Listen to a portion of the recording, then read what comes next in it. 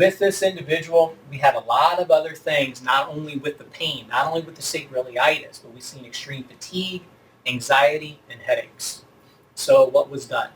Again, so this is now this individual seeing a primary care physician, was at a rheumatologist, got diagnosed with a sacroiliitis, now going to their PCP. So all the blood work was done, EKG was done, MRI on the brain, EEG, everything came back negative.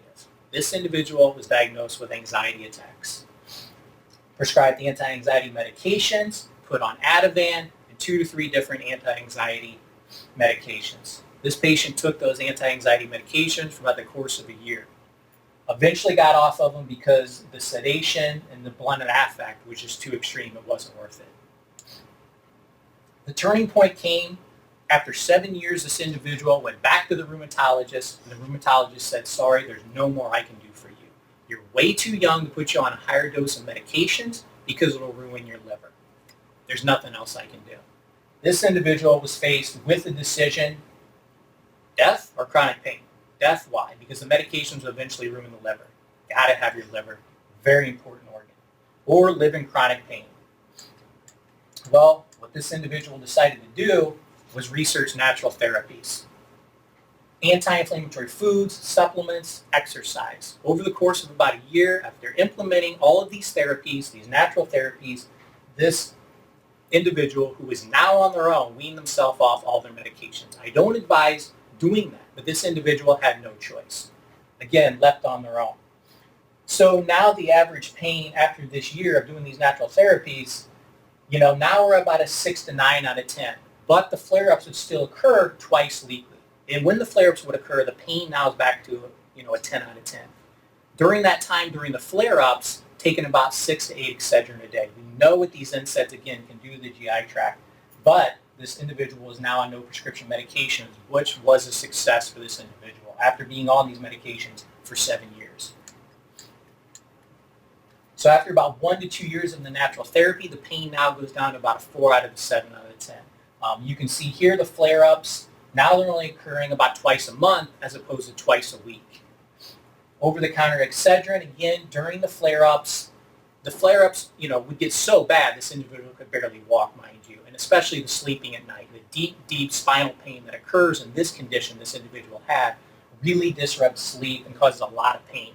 So, these over-the-counter Excedrin were needed during those times, but there was occasional blood in the stool, and we know why that is. We know the damage is going on to the GI tract, causing the ulcers, causing the GI bleeding.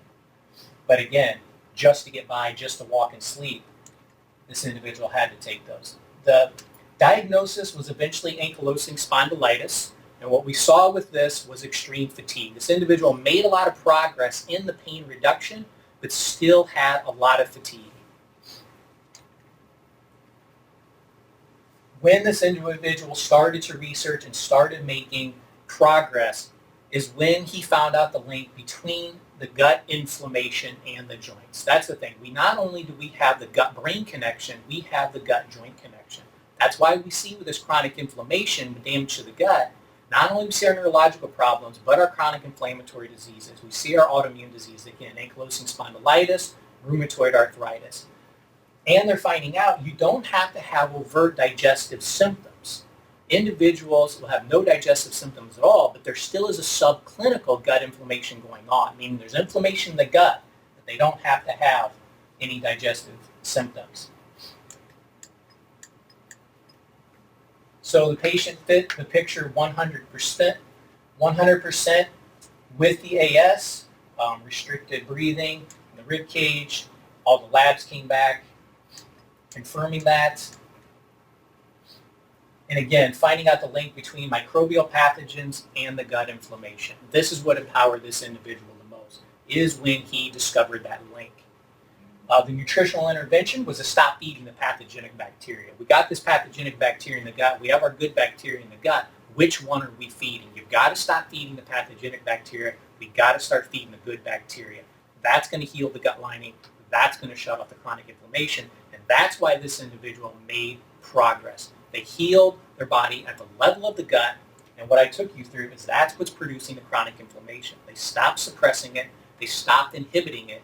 And they got to the source of the chronic inflammation.